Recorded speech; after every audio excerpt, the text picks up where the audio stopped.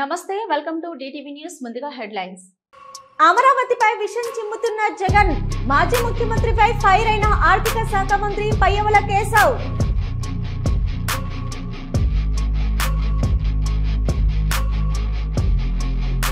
Phone tapping case, Shravan రావును కస్టడీకి తీసుకున్న సిసిఎస్ పోలీసులు.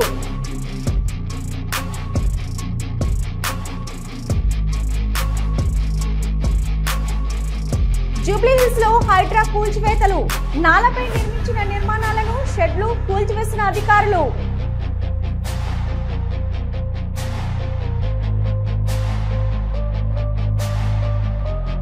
కవిత ప్రశ్నలకు కేసీఆర్ జవాబు చెప్పాలి, మంత్రి పొన్నం డిమాండ్.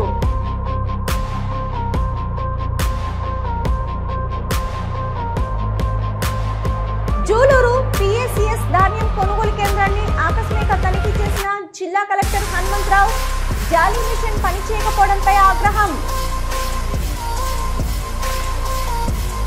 అనకాపల్లి జిల్లా నర్సీపట్నంలో వసతి గృహం నుంచి గత నెలలో స్కూల్కు వెళ్తూ అదృశ్యమైన బాలికను పోలీసులు తల్లిదండ్రులకు అప్పగించారు.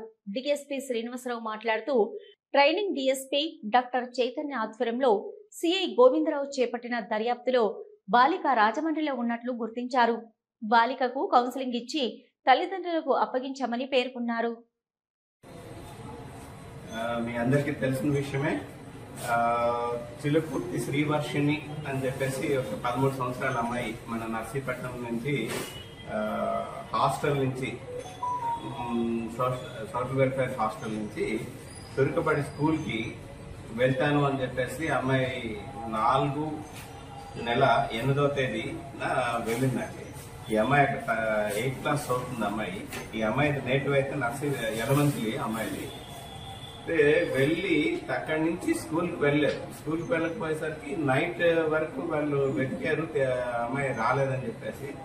తర్వాత ఎప్పుడైతే రాలేదో ఇమీడియట్ గా వచ్చి మనకి రిపోర్ట్ ఇవ్వడం జరిగింది. ఆ రోజునే మన ప్రొబేషనరీ డిఎస్పీ గారు దీన్ని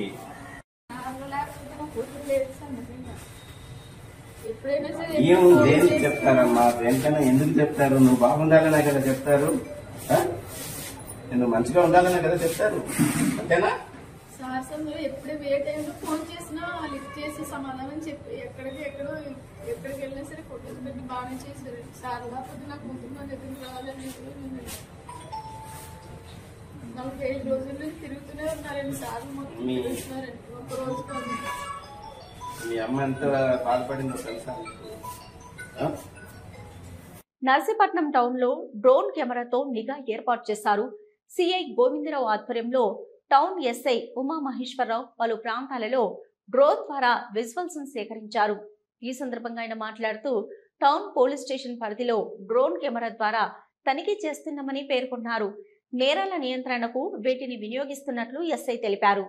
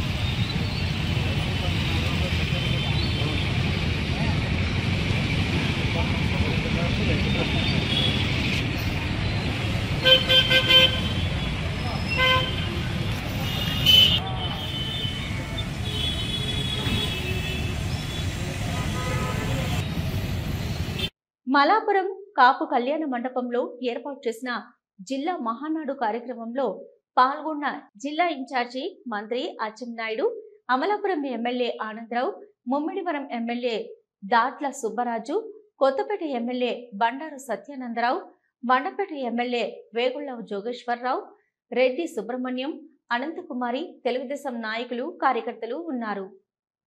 ఒక నియోజకవర్గానికి 7 కోట్ల, ఒక నియోజకవర్గానికి 6 కోట్ల, మాకు 3 కోట్ల. మాకు రోడ్లు లేవా? మాకు ఇరిగేషన్ ప్రాజెక్టులు లేవా? మేము మమ్మల్ని ప్రజలు ఎన్నుకోలేదా? చెప్పండి మినిస్టర్తో కూడా. దయచేసి నేను రిక్వెస్ట్ చేస్తున్నాను, మాకు సమానంగా ఇవ్వండి. మాకే ఇప్పుడు మున్సిపాలిటీలు లేవు, మాకు జిఎంసీలు లేవు. ఉన్నదల్లా గ్రామీణ ప్రాంతం. నాకు కేఎస్ చోడవరం ఎమ్మెల్యే గారిని. అందరికీ నమస్కారాలు. హంద్రీనివాస్ సుజల స్రవంతి పైన కాంగ్రెస్, తెలుగుదేశం, వైసీపీ ప్రభుత్వాలు చేసిన అభివృద్ధి పైన బహిరంగ చర్చకు సిద్ధమైన ఎమ్మెల్సీ శివరామరెడ్డి గారు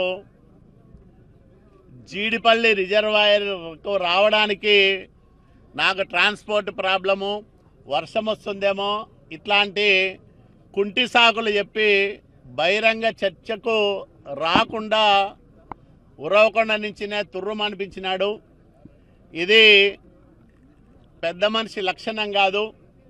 మీకు చర్చించే దమ్ము ధైర్యము లేకపోతే బహిరంగ సవాలు విసరకూడదు. విసిరిన తర్వాత ఇక్కడ మేమన్నీ ఏర్పాట్లు చేసి ఒక 300 మంది కూర్చోవడానికి ఆయనకు ప్రత్యేకంగా సీటు కేటాయించి మంచి వాతావరణంలో ఎవరేం చేశారో చెప్పుకునే వెసులుబాటు కల్పిస్తే కుంటి సాకులతో శివరామరెడ్డి గారు బహిరంగ చర్చకు రాకుండా ఉడాయించడం అనేది ఉరవకొండ నుంచి కరెక్ట్ అయిన విధానం కాదు. మాజీ సీఎం వైసీపీ అధినేత వైఎస్ జగన్మోహన్ రెడ్డి అమరావతిపై విషం చిమ్ముతున్నారని ఆర్థిక శాఖ మంత్రి పయ్యమల కేశవ్ తీవ్ర ఆగ్రహం వ్యక్తం చేశారు. ఏపీ అభివృద్ధిని అడ్డుకోవడానికి ఆయన ప్రయత్నం చేస్తున్నారని విమర్శించారు. జగన్ తన అస్తిత్వం కాపాడుకోవడానికి ఉన్నవి లేనివి చెప్తున్నారని ధ్వజమెత్తారు. ఆయన మాటలు వింటుంటే ఏపీకి పరిశ్రమలు రాకూడదన్నట్లుగా ఉందని మండిపడ్డారు. జగన్ మీడియా సమావేశం పెడుతున్నారంటే 4 సలహాలు ఇస్తారని తాము అనుకున్నామని చెప్పారు. రెడ్డి గారు తన అస్తిత్వాన్ని కాపాడుకోవడం కోసం ఉన్నవి లేనివి కల్పించి మాట్లాడేటువంటి ప్రయత్నం చేస్తూ ఉన్నారు. ప్రెస్ మీట్ పెట్టారంటే ఏదో ప్రభుత్వానికి 4 సలహాలు సూచనలు ఇస్తారేమో అనుకుంటే అమరావతి మీద విషం చిమ్మడానికి, జరుగుతున్నటువంటి అభివృద్ధిని అడ్డుకోవడానికి, పారిశ్రామికవేత్తలు ఈ రాష్ట్రానికి వస్తుంటే భూములు ఇస్తుంటే దాన్ని వాళ్ళని భయపెట్టడానికి, ఇక తను ఇన్వాల్వ్ అయిపోయినటువంటి లిక్కర్ మాఫియాలో వెలుగులోకి వస్తున్నటువంటి నిజాలను కప్పిపుచ్చడానికి ఈరోజు ప్రజల దృష్టిని మరల్చేందుకు ప్రెస్ మీట్ పెట్టినట్టుగా కనపడతా ఉంది. ఫోన్ ట్యాపింగ్ కేసులో నిందితుడు, చీటింగ్ కేసులో చెంచల్గూడ జైల్లో రిమాండ్కు ఉన్న శ్రవణ్ రావు కస్టడీ తీసుకున్న సిసిఎస్ పోలీసులు.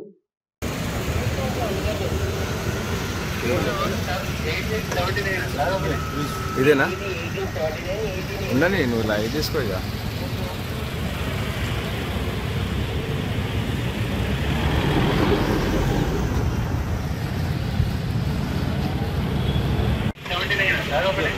ఇదేనా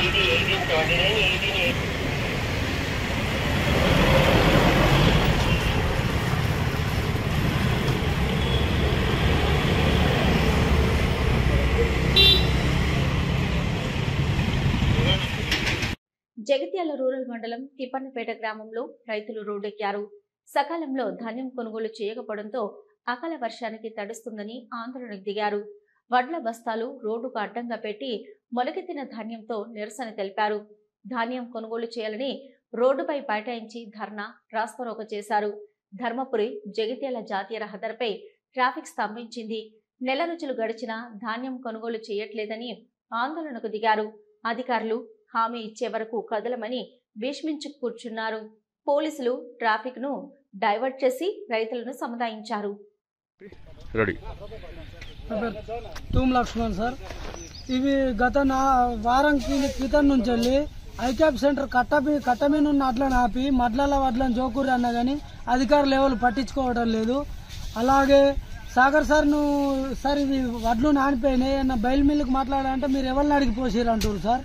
ఇది ఏదైనా అధికారులు సుతా పట్టించుకోవట్లేదు సార్. మరి రైతులు మేము ఎక్కడ మీరు రైతు రోడ్డు మీదకి ఎక్కి ఎక్కడమైనా మా పరిస్థితి ఏంటి? దీన్ని ఎవరికి ఫోన్ చేసినా పట్టించుకోవడం లేదు. గత 15 రోజుల క్రితమే వడ్లు మ్యాచర్కి వచ్చినాయి. బరదాని ఏమంటే రేపిస్తాం మాపిస్తాం అని 15 days జరిపినారు. 15 రోజులు జరిపిన తర్వాత సుతా బరదాని ఏమంటే రేపిస్తాం లారీ వచ్చింది ఇలా అని అన్నారు. గత 3 రోజుల క్రితం నుంచి వర్షం కొడితే వర్షంలో మొత్తం నానిపోయి వాటర్ నిండిపోయినాయి. ఈ నిండినా కానీ 1 కిలో కటింగ్ కాయని ఒప్పుకుంటాం. ఆయన బయలు మిల్లుకి మాట్లాడమంటే మాట్లాడట్లేదు. ప్రభుత్వం దీనికి ఆరుగాలం పండించిన పంటకు ప్రభుత్వం మాకు న్యాయం చేయాలి. ఏ అధికారులు వచ్చి పట్టించుకోవట్లేదు, ఎవరు వచ్చి పట్టించుకోవట్లేదు.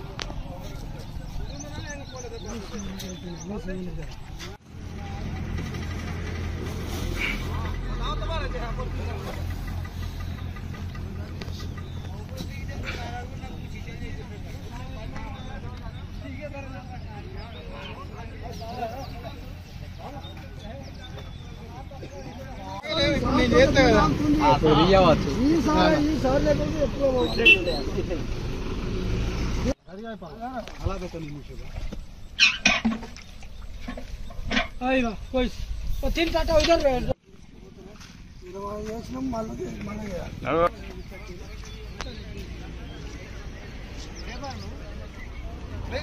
బత్తాలు ఓడేసేది 600 బత్తాలు వేసింది ఫస్ట్ నుంచి. లేబర్ ఇటు కరెక్ట్ ఉంటే ఇలా ఇల్లు ఒక్కిస్తాము మనం తెలుసా. ఎప్పుడు అయిపో ఏమైనా లారీకి మళ్ళీ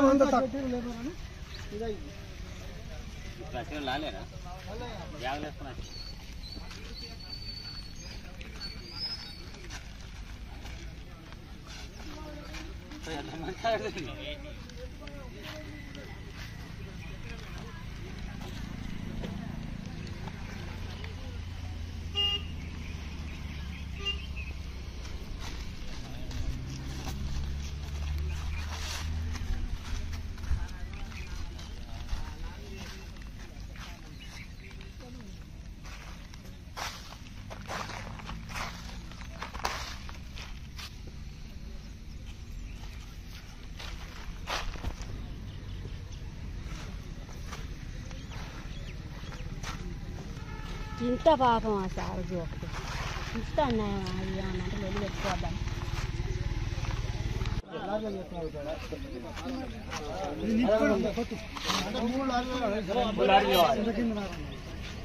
జూబ్లీహిల్స్ లో హైడ్రా కూల్చివేతలు. పెద్దమ్మగుడి పక్కన నాలపైన ఆక్రమణలు కూలుస్తున్న హైడ్రా సిబ్బంది.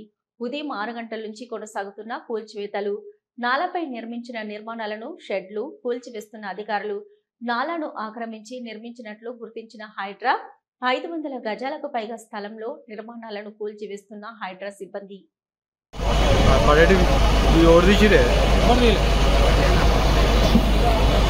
భాస్కర్ గారు వీడియోలు తీసిరా కొన్ని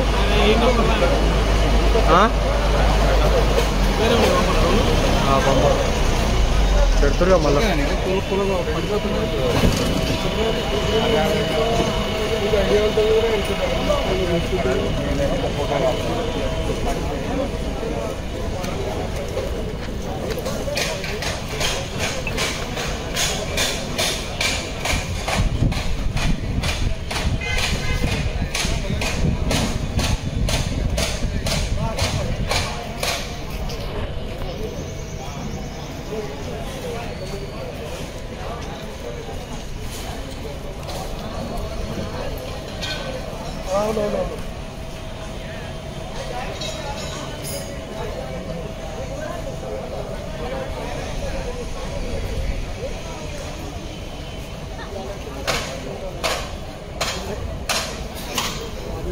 అదే మన ఆ రోజు కట్ చేసిన దగ్గర కదా.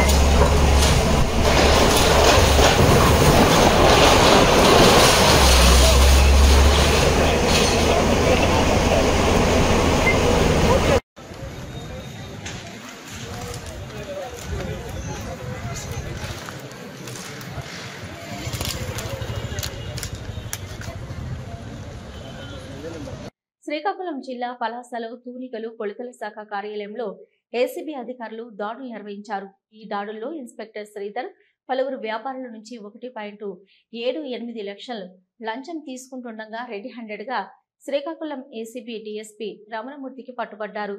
ఘటనపై కేసు నమోదు చేసి ఏసీబీ కోర్టులో శ్రీధర్ ను ప్రవేశపెడుతున్నట్లు డీఎస్పీ మీడియాతో తెలిపారు.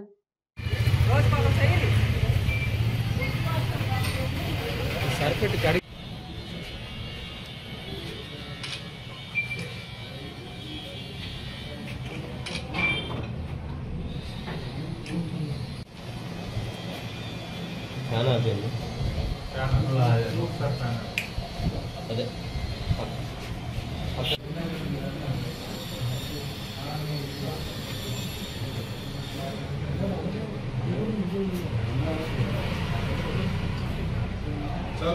లీగల్ మెట్రాలజీ డిపార్ట్మెంట్, తూనికలు కొలతల శాఖ ఇన్స్పెక్టర్ గారు అయినటువంటి శ్రీధర్ పలాసలో పనిచేస్తున్నారు, శ్రీకాకుళం జిల్లా. ఇతను ఏంటంటే ఇతని మీద చాలా అవినీతి ఆరోపణలు వచ్చాయి. ఆ క్రమంలో మాకు ఫిర్యాదు వచ్చింది. ఏంటంటే ఇతను సుమారు 14 మండలాలకు చెందినటువంటి వర్తకులు ఎవరైతే ఉన్నారో వాళ్ళందరూ ఎలక్ట్రానిక్ కాటాలు, ఎలక్ట్రానిక్ వెయింగ్ మిషన్స్ అన్నీ కూడా చెక్ చేసి సర్టిఫై చేస్తారు. ఆ సర్టిఫై చేసిన దానికి అన్నీ తిరగలేడు. సుమారు 1000 కొలది ఉంటాయి, 14 మండలాల్లో 1000 ఉంటాయి.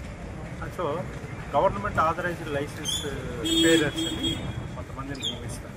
ఆ క్రమంలో ఇద్దరు రిపేరర్స్, వాళ్ళిద్దరు ఏంటంటే వాళ్ళకి సంబంధించినటువంటి మండలాల్లో ప్రతి ఎలక్ట్రానిక్ కాటా చెక్ చేసి దాని మీద ఏమైనా రిపేర్ ఉంటే రిపేర్ రాసి ఆ రిపేర్కి ఛార్జెస్ తీసుకుని, అలాగే ఆ లైసెన్స్ ఏమైనా ఎక్స్పైర్ అయిపోతే వెరిఫికేషన్ సర్టిఫికేట్ ఇప్పించడానికి సుమారు 300 రూపాయలు చలానా కట్టాలి గవర్నమెంట్కి 300 రూపాయలు చలానా కట్టాలి. కట్టకుండా 300 రూపాయలు కట్టిన తర్వాత కట్టడమే కాకుండా మరొక 400 రూపాయలు ప్రతి కాటాకి కలెక్ట్ చేసి లంచంగా ఇవ్వాలని చెప్పడం జరిగింది. అలాగా ప్రతి కాటాకి లంచం డబ్బులు 400 రూపాయలు కలెక్ట్ చేసి ఇస్తేనే మీకు సర్టిఫికేట్ ఇస్తానని చెప్పి సుమారు 266 పెండింగ్ పెట్టాడు. అలాగే 179 అయిపోయిన వాటికి వెరిఫికేషన్ సర్టిఫికేట్ ఇవ్వకుండా పెండింగ్ పెట్టాడు. సో ఈ క్రమంలో టోటల్ 445, అక్కడ లెక్క కూడా చెప్పాడు, 445 × 400 రూపాయలు 1,78,000 అయింది. సో 1,78,000 ఇస్తేనే మీకు సర్టిఫికేట్లు ఇస్తానని చెప్పి ఇతను చెప్తున్నాడు. ఆ క్రమంలో విసుగు చెంది శ్రీధర్ గారి మీద మాకు ఫిర్యాదు చేయడం జరిగింది. ఈరోజు ఆ 1,78,000 రూపాయలు లంచాన్ డబ్బులతో ఇస్తుండగా రెడ్ హ్యాండెడ్గా ఆయన పట్టుకోవడం జరిగింది. ఆయన అరెస్ట్ చేసుకొని మేము ఏసీబీ కోర్టులో హాజరుపడతాము. కేసు అయితే నమోదు చేశాము. రైడ్ చేసిన వారు శ్రీకాకుళం ఏసీబీ నా పేరు రావడం డిఎస్పీ, అలాగే మా సిబ్బంది కవిత నేరుగా పార్టీ అధ్యక్షుని విమర్శలు చేశారు. 2001 నుంచి పార్టీలో ఉన్నవారిని ఎందుకు మాట్లాడడానికి అవకాశం ఇవ్వలేదు, బీజేపీపై సరైన విమర్శలు ఎందుకు చేయలేదని ప్రశ్నించారు. దీనిపై పార్టీ అధ్యక్షుడు కేసీఆర్, వర్కింగ్ ప్రెసిడెంట్ కేటీఆర్, హరీష్ రావులు ఎందుకు మాట్లాడడం లేదని మంత్రి పొన్నం ప్రభాకర్ ప్రశ్నించారు. శుక్రవారం ఆయన మీడియాతో మాట్లాడారు. గతంలో తెలంగాణ సగటు మనిషికి ఉన్న అనుమానం, కాంగ్రెస్ పార్టీ చేస్తున్న ఆరోపణలను బలీయంగా నిజ నిర్ధారణ జరిగే విధంగా కవిత లేఖ ఉంది. కవిత అడిగిన ప్రశ్న, కాంగ్రెస్ పార్టీ, బీఆర్ఎస్ పార్టీలోని కొంతమంది బీజేపీతో ఎందుకు స్నేహపూర్వకంగా ఉంటున్నారు, గతంలో 10 సంవత్సరాలు కేంద్రంలో బీజేపీతో బీఆర్ఎస్ ఎందుకు స్నేహంగా ఉన్నారని కాంగ్రెస్ అడిగితే రాజకీయం అన్నారు. ఇంత పెద్ద ఎత్తున కేంద్రం రాష్ట్రానికి అన్యాయం చేస్తున్నా, దేశవ్యాప్తంగా బీజేపీ ప్రభుత్వం తప్పు చేస్తున్నా కేసీఆర్ ఎందుకు ప్రశ్నించడం లేదని కాంగ్రెస్ అడిగితే రాజకీయం అన్నారు. ఈరోజు కవిత అడుగుతున్నారు, దానికి జవాబు చెప్పాలి. ప్రజాస్వామ్యానికి అవకాశం లేని పార్టీ బీఆర్ఎస్. సొంత పార్టీ అధ్యక్షుడు కూతురు సామాన్య కార్యకర్తలకు కలవడం లేదు, ప్రజలకు అందుబాటులో ఉండడం లేదు, కార్యకర్తల కష్టాలు పంచుకోవడం లేదు. అంత పెద్ద సభలో 2001 నుంచి పార్టీలో ఉన్న సీనియర్లను మాట్లాడే అవకాశం ఇవ్వలేదని లేఖలో లేవనెత్తిన అంశాలపై పార్టీ ట్రబుల్ షూటర్ అని చెప్పే హరీష్ రావు, అధ్యక్షుడు కేసీఆర్ సమాధానం చెప్పాలి. గత 10 సంవత్సరాలు కేంద్రంలో బీజేపీ, రాష్ట్రంలో టీఆర్ఎస్ పార్టీ ఉన్నప్పుడు వారితో స్నేహపూర్వకంగా ఎందుకు ఉన్నారు? ఇది మంచిది కాదు కదా. ఇంత పెద్ద ఎత్తున కేంద్రం రాష్ట్రానికి అన్యాయం చేస్తుంటే కూడా, లేదా దేశవ్యాప్తంగా భారతీయ జనతా పార్టీ చేస్తున్నటువంటి తప్పులను, అన్యాయాలను ఎందుకు ప్రశ్నిస్తలేదు కేసీఆర్ గారు అని కాంగ్రెస్ అడిగితే రాజకీయం అన్నారు. ఇలా కవిత గారే అడుగుతా ఉన్నారు, దాని మీద జవాబు చెప్పాల్సిన అవసరం ఉంది. అంతేగాక ప్రజాస్వామ్యానికి అవకాశం లేని party TRS party, BRS party. Siddipet జిల్లా హుస్నాబాద్ పట్టణంలో మంత్రి పొన్నం ప్రభాకర్ పర్యటించారు. కాసేపు ద్విచక్ర వాహనంపై తిరుగుతూ డ్రైనేజీ సమస్యను సందర్శించారు. పట్టణంలోని మల్లె చెట్టు చౌరస్తాలో నిన్న రాత్రి కురిసిన వర్షానికి ముంపుకు గురైన దుకాణాలను, నాలాలను పరిశీలించారు. సమస్యను గురించి దుకాణదారులు స్థానికులతో మాట్లాడారు. సత్వరమే వర్షపు నీరు బయటకు వెళ్లేలా చర్యలు చేపట్టాలంటూ హైవే కాంట్రాక్టు మున్సిపల్ అధికారులను ఆదేశించారు. బస్వాపూర్, పందిళ్ల బ్రిడ్జి, హుస్నాబాద్ పట్టణంలో పెండింగ్ లో ఉన్న పనులను త్వరితగతిన పూర్తి చేయాలని హైవే అధికారులను ఆదేశించినట్లు మంత్రి తెలిపారు. ఒకవేళ ఇదే విధంగా జాప్యం చేస్తే కాంట్రాక్టర్పై అవసరమైతే క్రిమినల్ చర్యలు తీసుకుంటామన్నారు. వర్షపు నీరు ఇళ్లలోకి, దుకాణాల్లోకి చేరకుండా చర్యలు తీసుకోవాలని సంబంధిత అధికారులు మున్సిపల్ కమిషనర్ను ఆదేశించామని, కొంత ఇబ్బంది జరిగినా ప్రజలు సహకరించాలని కోరారు.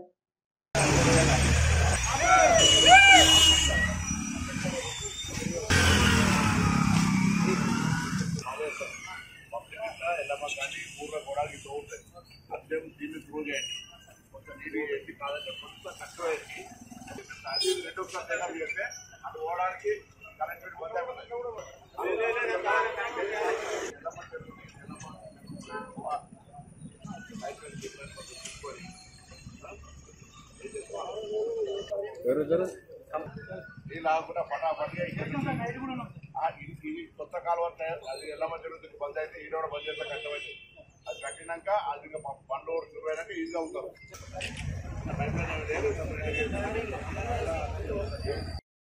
జరిగే హైవే పనుల్లో పట్టణంలో పనులను వేగవంతం చేయాలి. స్థానికులందరూ సహకరిస్తూ ఉన్న సందర్భంలో కొంత కాంట్రాక్టర్ నిర్లక్ష్యం వల్ల కనెక్టివిటీ అంటే drain to drain water flow పోవడానికి కనెక్షన్ ఇవ్వకపోవడం వల్ల నిన్నటి వర్షాలకు హుస్నాబాద్ పట్టణంలో కొంతమంది ఇళ్లకు నీళ్లు వేరాయి, బాధపడుతూ ఉన్నాం. అందుకే ఉదయాన్నే అధికారులతోటి కాంట్రాక్టర్లను తీసుకొచ్చి ప్రత్యక్షంగా ఇవన్నీ కూడా చూస్తూ ఉన్నాం. ఈరోజు సాయంత్రం వరకు అన్ని కాలువల్ని ఎక్కడ కూడా వాటర్ నిలవకుండా ఉండే విధంగా ముందు త్రూ చేస్తూ ఉన్నాం. ఎక్కడెక్కడ పర్మనెంట్ స్ట్రక్చర్ చేయాల్సి ఉందో అవన్నీ కూడా చేస్తూ చిన్నగా భూములకు సంబంధించిన వాళ్ళతో కూడా కోఆర్డినేషన్ చేసుకొని టౌన్లో ఎవరి ఇంట్లకు, దుకాణాలకు నిలవకుండా ఉండే విధంగా చర్యలు తీసుకునే ప్రయత్నం చేస్తూ ఉన్నాం. సంగారెడ్డి జిల్లాలో భారీ వర్షం బీభత్సం సృష్టించింది. గురువారం రాత్రి కురిసిన భారీ వర్షానికి నిజాంపేట, బీదర్ హైవేపై వరద నీరు భారీగా నిలిచిపోయింది. వరద నీటిని గమనించకుండా వెళ్లిన ఒక కారు నీటిలో చిక్కుకుంది. వరద నీరు తక్కువగా ఉండటంతో ప్రమాదం తప్పింది. స్థానికులు కారును నీటిలో నుంచి బయటకు తీశారు.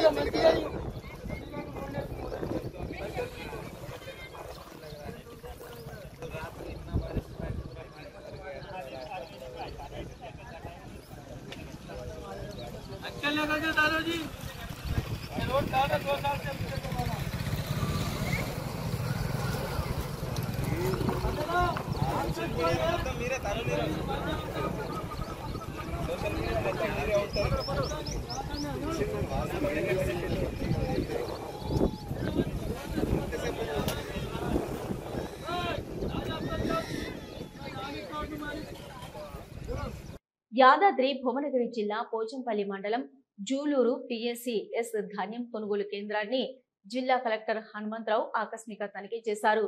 ఇక జాలీ మిషన్ పనిచేయడం లేదని సంబంధిత అధికారులపై ఆగ్రహం వ్యక్తం చేశారు. సాయంత్రం వరకు జాలీ మిషన్ పనిచేసేలా చర్యలు తీసుకోవాలని అధికారులకు ఆదేశాలు జారీ చేశారు. రైతులకు ఇబ్బంది కలిగిస్తే చర్యలు తీసుకుంటామని హెచ్చరించారు. వాటి మీద తడవకుండా కప్పుతాం. నెల ఉన్నాయిగా ఇంటికాడ ఏం చేస్తున్నావు నువ్వు మరి పెట్టి కప్పండి. మనమైతే బందోబస్తు చేసుకోవాలి. నీ రెండేనా సెంటర్ మొత్తం టోటల్ ఉన్నాయి కదా, అన్ని అయిపోతున్నాయి. గూడెం పెద్ద గూడెం అది ఉంది కదా, దాంతో కూడా ఎక్కువ ఉంటాయి కదా. మావిడ కూడా క్లోజ్ అయినా అమ్మాని అడుగు మరి ఇంకోటి దేశం క్లోజ్ అయింది. ఇక్కడికే గ్రాండ్ పెద్ద ఎత్తున జరగాలి. తర్వాత ఇంకా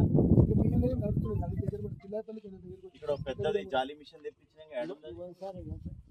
ఇవి ఇప్పటివరకున్న డిటివి న్యూస్. నమస్తే.